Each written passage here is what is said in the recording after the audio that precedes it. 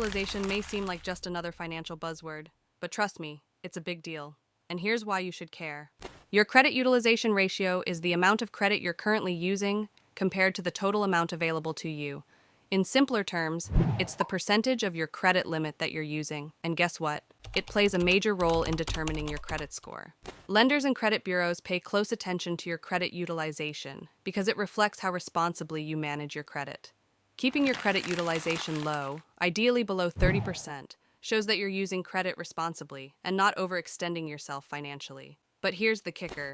High credit utilization can drag down your credit score, even if you're making all your payments on time.